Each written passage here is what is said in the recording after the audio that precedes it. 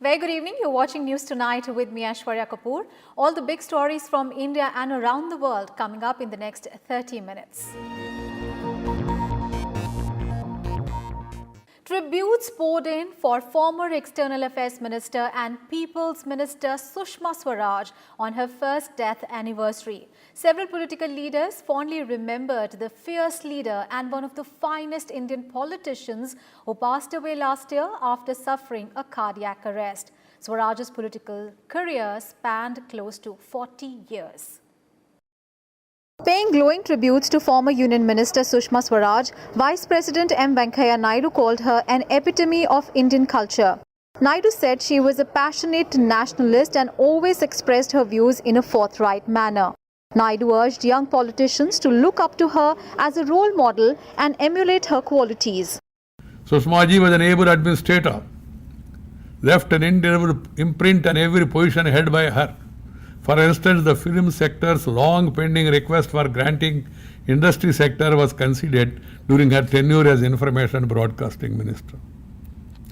आज जब हम उनकी श्रद्धांजलि अर्पित कर रहा है, मैं युवा राजनीतिक कार्यकर्ताओं से आग्रह करता हूं कि वे सुषमा जी को अपना आदर्श माने, उनका गुण, उनकी कार्यशैली का अनुकरण करें. Prime Minister Narendra Modi also paid tributes to Swaraj. In a tweet, he said, Swaraj served India selflessly and was an articulate voice for India on the world stage. Remembering her predecessor, External Affairs Minister Dr. S. Jaishankar shared a collage of pictures and said she will always remain an inspiration. Lok Sabha Speaker Om Birla, Union Minister Ravi Shankar Prasad and Harsimrat Kaur also paid tributes to the former minister. Swaraj's husband Swaraj Kaushal and daughter Bansuri wrote messages for her on Twitter. Countless tributes that poured in for former External Affairs Minister Sushma Swaraj on Thursday remembered her as a person of rare empathy. Sushma Swaraj distinguished herself as the most popular leader with an extraordinary human approach, but also an inspiration, especially for women anywhere in the world. As the External Affairs Minister, Sushma Swaraj made assertiveness in diplomacy and a deep sensitivity towards the Indian diaspora, central features of India's foreign policy. Along with firmness, she sought to showcase empathy, care and compassion to epitomize India's relations with the world. An extraordinary leader, Sushma Swaraj was a Supreme Court lawyer who was elected as Member of Parliament for 7 times. She served as a member of the Legislative Assembly thrice. The list of her public achievements are an inspiration for women everywhere. In 1977, Sushma Swaraj became the youngest ever cabinet minister in Haryana at 25 years. In 1979, she became the state president of the Janata Party. She was the first woman spokesperson of a national party and the first female leader of opposition in the Lok Sabha between 2009 and 2014. Swaraj was the first female chief minister of Delhi and was part of every BJP government at the centre except 2019. Respected by people beyond party lines, Sushma Swaraj was a powerful orator whose fiery speeches are an indelible legacy for the nation in the manner in which they define the fundamental beliefs of her party. चूंकि हम अपने हिंदू होने पर शर्म महसूस नहीं करते, इसलिए हम कम्युनल हैं, इसलिए हम सांप्रदायिक हैं। और इस देश में जब तक आप अपने हिंदू होने पर शर्मिंदगी महसूस नहीं करते, आपको इन तथाकथित बुद्धिजीवियों से सेकुलर होने का सर्टिफिकेट नहीं मिल सकता। अध्यक्ष जी, सेकुलरिज्म की हमारी परिभाषा यह है कि एक हिंदू अच्छा हिंदू हो, एक मुसलमान अच्छा मुसलमान, एक सिख अच्छा सिख हो, एक ईसाई अच्छा ईसाई, और सब अपने अपने पंथों का अनुसरण करते हुए एक दूसरे के धर्मों का आदर करें। ये हमारी परिभाषा है। Swaraj served as Union Minister in the Atal Bihari Vajpayee-led BJP government from 1998 to 2004. She won the 2009 election to the 15th Lok Sabha from the Vidisha Lok Sabha constituency in Madhya Pradesh and became the leader of opposition. मैं सुषमा स्वराज ईश्वर की शपथ लेती हूँ कि जो विषय संघ के मंत्री के रूप में मेरे विचार के लिए लाया जाएगा अथवा मुझे ज्ञात होगा, उसे किसी व्यक्ति या व्यक्तियों को तब के सिवाय जबकि ऐसे मंत्री के रूप में अपने कर्तव्यों के सम्यक निर्वहन के लिए ऐसा करना अपेक्षित हो, मैं प्रत्यक्ष अथवा अप्रत्यक्ष रूप से संसूचित या प्रकट नहीं करूंगी। In her stint as External Affairs Minister from May 26, 2014 to May 2019, Swaraj distinguished herself as the minister most accessible to ordinary people who actively sought her out for help when they found themselves in a crisis. From the time she assumed office, Swaraj actively engaged with people on Twitter and used the platform as an effective tool to acknowledge and solve grievances. Swaraj's use of the social media site bagged her a spot in Foreign Policy magazine's list of top 15 global thinkers of the year in 2016 for fashioning a novel brand of Twitter diplomacy. The magazine also nicknamed her the Common People's Leader. Swaraj was also the first woman to receive the Outstanding Parliamentarian Award in 2005. On Thursday, 1 year after her death, the People's Minister trended on Twitter yet again, with close to 19,000 tweets paying tribute to one of India's tallest leaders. Bureau Report, Rajya TV. In some other news, India on Thursday slammed China for making another attempt to raise the Jammu and Kashmir issue on Pakistan's behest at the United Nations Security Council. The External Affairs Ministry said in a statement that India firmly rejects China's interference in its internal affairs, adding that the Chinese attempt once again met with little support from the international community. MEA spokesperson Anurag Srivastav urged Beijing to draw proper conclusions from such infructuous attempts. The statement further noted that this was not the first time that China had sought to raise a subject that is solely an internal matter of India. China had called for a discussion on the issue of Jammu and Kashmir in the United Nations Security Council under any other business on Wednesday. MEA spokesperson Anurag Srivastav also cautioned Beijing for the comments made on J&K. Responding to comments by the Chinese Foreign Ministry's spokesperson, MEA said the Chinese side has no locus standi whatsoever on this matter and is advised not to comment on the internal affairs of other nations. Condemning China, India's permanent representative to the UN, T.S. Tirumurti, also tweeted, "Another attempt by Pakistan fails." In today's meeting of the UNSC, which was closed, informal, not recorded, and without any outcome, almost all countries underlined that J&K was a bilateral issue and did not deserve time and attention of the Council. And India has said that all foreign institutions require to take approval from the External Affairs Ministry for their establishment inside India or for any collaboration with any Indian institution. In reply to a question on the review of Confucius centers in India on Thursday, MEA spokesperson Anurag Srivastav said that MEA had in 2009 issued detailed guidelines for the establishment and functioning of foreign cultural centers. The Ministry of External Affairs had issued detailed guidelines for establishment and functioning of foreign cultural centers, and these guidelines were issued in 2009. Now, these guidelines apply to any cultural center that is supported or sponsored by autonomous foreign organizations, including the Confucius Center. And under these guidelines, approval of MEA is required for any MOU or agreement that such centers might wish to enter with an Indian organization. So naturally, if any Indian institution were to enter into or has entered into an arrangement which would come under the purview of these guidelines, then it would require the approval of the government. And now an update on the COVID-19 situation in our country, and India added 50,000 new COVID-19 cases on Wednesday, taking total infections so far to over 19.5 lakh. It was the 8th day in a row that cases went up by over 50,000. India's COVID-19 numbers crossed 19.64 lakh, with 56,282 new cases being reported on Thursday morning. Recoveries rose to 13,28,336, including 46,121 in the past 24 hours. There are 5.95 lakh active cases of coronavirus infection in the country, while the recovery rate has gone up to 67.19%. 904 patients succumbed to coronavirus coronavirus infection in the past 24 hours, taking the overall death toll to 40,699. Over 2.21 crore samples have been tested till 5th of August, with 6.64 lakh samples being tested on Wednesday. Maharashtra, Andhra Pradesh, Karnataka, Tamil Nadu and Uttar Pradesh reported the highest increase in the cases in the last 24 hours. Among districts, Pune, Bengaluru, East Godavari, Kurnool and Thane reported the sharpest increase in cases on Wednesday. West Bengal on Wednesday witnessed a record 61 COVID-19 related deaths, taking total casualties to 1,846. Infections also went up to 83,800 after 2,816 new cases were reported. Arunachal Pradesh, Chhattisgarh, Gujarat, Himachal Pradesh, Kerala, Madhya Pradesh, Rajasthan, Tamil Nadu and Uttarakhand saw a downward trend in active coronavirus cases in the last 24 hours. 5 most affected states by total tally of cases are Maharashtra, Tamil Nadu, Andhra Pradesh, Karnataka and Delhi. Meanwhile, the centre released 890.32 crore rupees as second installment of COVID-19 emergency response and health system preparedness package to 22 states and union territories.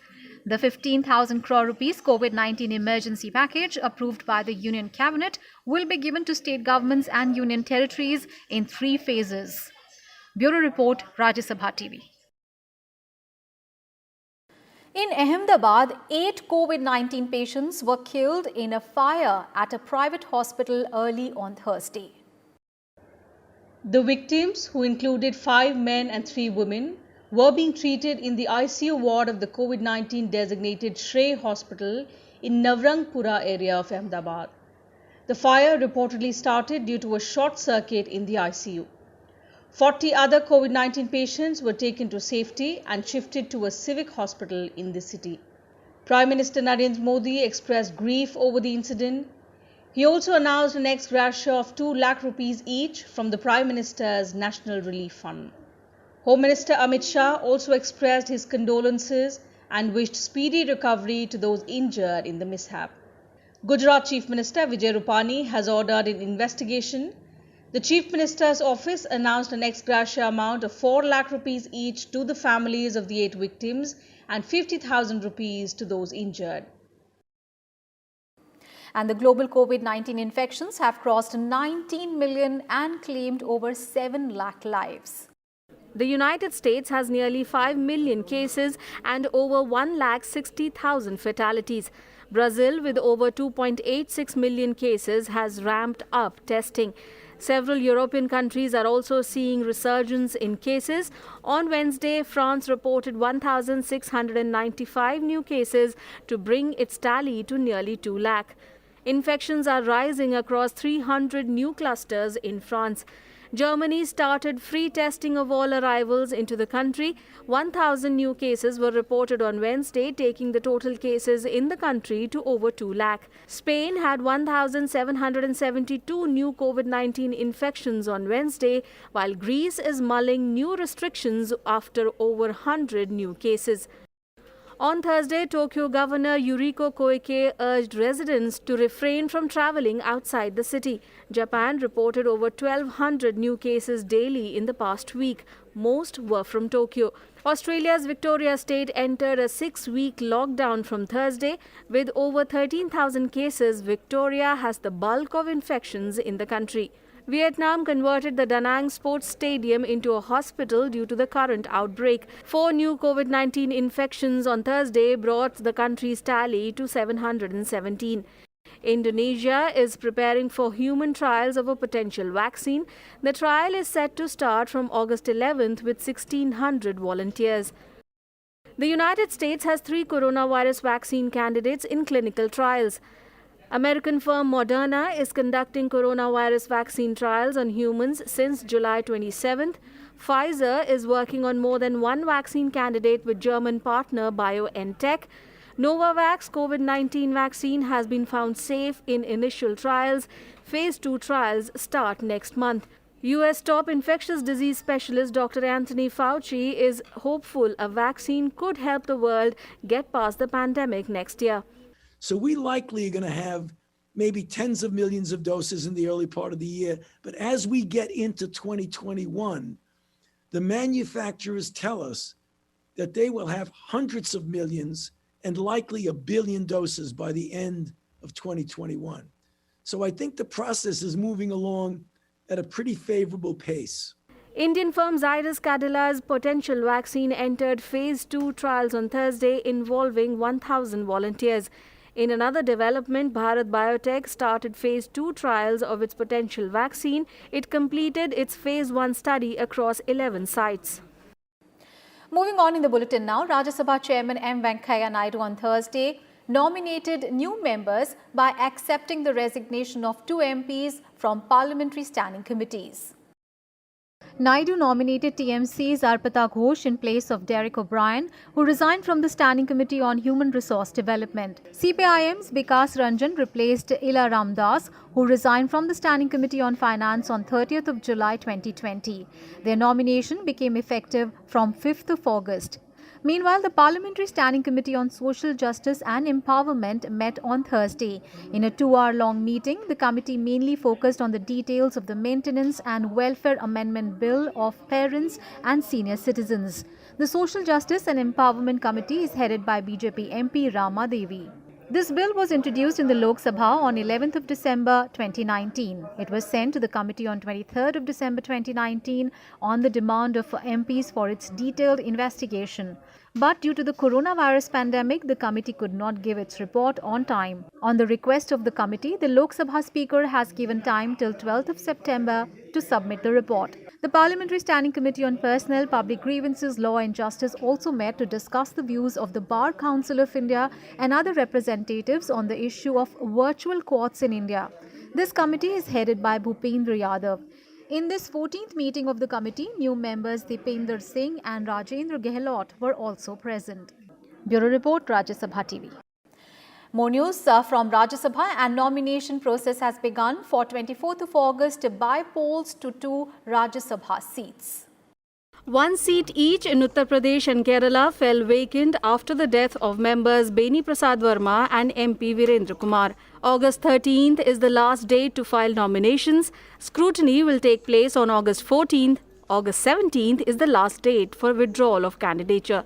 Voting will be on August 24th and the counting of votes will be done on the same evening. Nominations have also begun for by-poll for 1 seat in the Andhra Pradesh Legislative Council.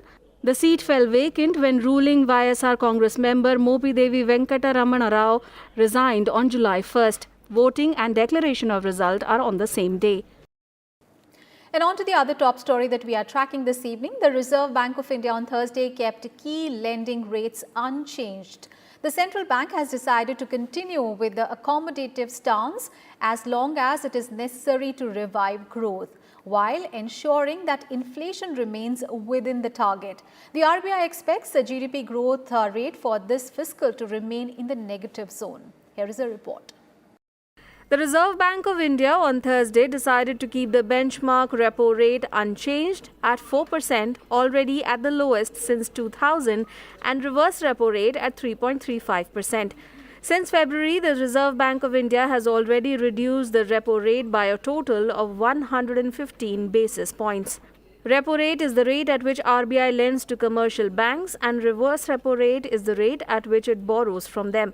Amid the pandemic, RBI expects the real GDP growth to remain in the negative zone in the first half and in full fiscal.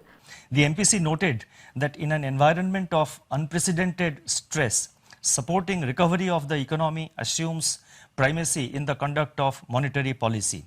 While the space for further monetary policy action is available, it is important to use it judiciously to maximize the beneficial effects on the underlying economy. The RBI governor also said that the Reserve Bank of India is perhaps the only central bank in the world to have set up a special quarantine facility with its officers, staff and service providers for critical operations to ensure business continuity in banking and financial market operations and payment systems. The agriculture sector's prospects are strengthened by the progress of the southwest monsoon and the expansion in the total area sown under Kharif crops by 13.9% up to July 31 over the previous year. A more favorable food inflation outlook may emerge as the bumper Rabi crop harvest eases prices of cereals, especially if open market sales and public distribution offtake are expanded on the back of significantly higher procurement. In addition, the Reserve Bank announced an additional special liquidity facility of 10,000 crore rupees for NABARD and National Housing Bank. This additional funding will help NBFCs and housing sector tide over the liquidity crisis. Kriti Mishra's report for Rajya Sabha TV. News from Jammu and Kashmir. Former Union Minister and senior BJP leader Manoj Sinha has been appointed the new Lieutenant Governor of Jammu and Kashmir, a statement from the President's office said. His appointment comes after President Ramnath Kovind accepted the resignation of Girish Chandra Murmu, who was appointed as LG in October last year. The President's office said Sinha will be Lieutenant Governor of Jammu and Kashmir with effect from the date he assumes charge of his office. 61-year-old Manoj Sinha is a former Union Minister and three-time MP representing Uttar Pradesh's Ghazipur constituency. More news from Jammu and Kashmir. A sarpanch in Jammu and Kashmir's Kulgam district was shot dead by terrorists on Thursday morning. Sajad Ahmed Khande was shot dead from a close range near his home in Kulgam's Kazigand area, about 60 kilometers from Srinagar. He was the BJP's district vice president for Kulgam. Khande was rushed to a hospital in nearby Anantnag district where he was declared brought dead. The attack comes less than 48 hours after another BJP sarpanch, Arif Ahmed, was shot at in the same area. Ahmed is recovering in the hospital. And Vice President M. Venkaiah Naidu virtually delivered the first Rajalakshmi Parthasarathy Memorial Lecture, a tribute to the legendary Dr. Mrs. YGP, organized by Padma Shishadri Bal Bhavan group of schools. Speaking at the event, the Vice President gave his salutations and paid homage to the late Dr. Mrs. Rajalakshmi Parthasarathy on her first death anniversary. Popularly known as Mrs. YGP, the Vice President said that Rajalakshmi Parthasarathy, who was popularly known as Mrs. YGP, had a multifaceted personality as an educationist, distinguished journalist, art critic, teacher and scholar of Vaishnavism. Taking this opportunity to connect with students, the Vice President said the new education policy is a visionary document that lays emphasis on the holistic development of students. Mrs. Rajalakshmi Parthasarathy used to promote our culture and value system through Padma Sheshadri Bal Bhavan schools. That's the reason for my admiration for her work. I'm happy to know that the new education policy also seeks to reduce the syllabus. There is a need to bring down the load on the students. Students should be made to spend equal time in playground and classrooms. I'm very confident that the future of India is going to be shaped by holistic approach right from early school days. Schooling should not be unidimensional and one-sided. There should be cooperation and coordination between the teachers and the students. Mrs. YGP, who was among the first women in the field of journalism in Tamil Nadu, died last year at the age of 93. She had worked in The Hindu and had written regularly for its sport and pastime magazine. She had several degrees to her name, including B.Ed, M.Ed and M.A. History, and started the first PSBB school in 1958. Union HRD Minister Ramesh Pokhriyal Nishank on Thursday inaugurated the Global Conference on Transforming Universities, being hosted by O.P. Jindal Global University in partnership with 6 global education networks. The conference brings together more than 80 thought leaders from 6 continents and 15 countries. Speaking at the virtual conference, the Education Minister said, the world is facing an unprecedented disruption due to COVID-19, especially in the field of education and learning. But India is committed to ensuring access to education to its 33 crore students even during this challenging time. Through the One Nation, One Digital platform, it is being ensured that every student remains connected to learning. He also lauded educational institutions and teachers for turning the challenge into an opportunity for learning for students. Talking about the National Education Policy 2020, Ramesh Pokhriyal Nishank said it will prove to be a landmark plan for the educational aspirations of Indian students to compete with the best in the world. जो मेरे ये सहयोगी हैं, साथी हैं, ये भी corona के महायोद्धा हैं, जिन्होंने रातों दिन खप करके मेरे 33 करोड़ छात्रों को ऑनलाइन से जोड़ करके उनकी सुरक्षा की है, उनकी रक्षा की है, उनको डिप्रेशन में जाने से बचाए हैं, अभिभावकों को भारी परेशानी से होकर के बचाए है। ये छोटा काम नहीं, बहुत बड़ा काम हुआ है। And now an update on the flood situation across different states of the country. Heavy rain continues to lash Kerala, with the Indian Meteorological Department issuing red and orange alerts for several districts over the next 2 days. Nilambur town flooded briefly after the Chaliyar river overflowed. IMD has issued a red alert for Malappuram district for August 7th and an orange alert in 9 districts of Ernakulam, Idukki, Thrissur, Palakkad, Malappuram, Kozhikode, Wayanad, Kannur and Kasaragod till August 9th. The Malappuram district administration has opened 9 relief camps, with 7 in Nilambur alone, where a total of 410 people are in these 7 camps with adherence to COVID-19 protocol. About 425 people are in various camps in Malappuram. The Wayanad district administration opened 12 camps and shifted at least 560 people to them. People from containment zones have been kept separately. Extensive damage has been reported from the districts of Kozhikode, Kannur and Kasaragod. In Maharashtra, Chief Minister Uddhav Thackeray took stock of the state administration's preparedness in the wake of the incessant heavy rains in Mumbai and other parts of the state. He also praised the Railway Police and the National Disaster Response Force personnel for their efforts in rescuing 290 passengers from 2 local trains that were stranded on flooded tracks in South Mumbai. 361 incidents of uprooting of trees and 15 incidents of wall collapse have been reported in Mumbai. Konkan and Pune divisional commissioners have been directed to shift people living near rivers in Kolhapur, Raigad and Ratnagiri districts to safer places. Meanwhile, in Goa, a portion of a tunnel wall in Pernem collapsed due to heavy rains, following which a number of trains had to be diverted.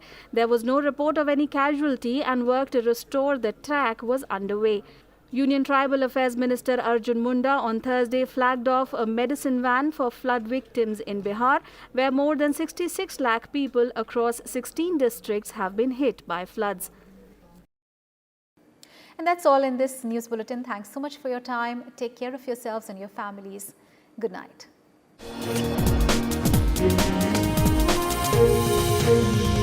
Thank you.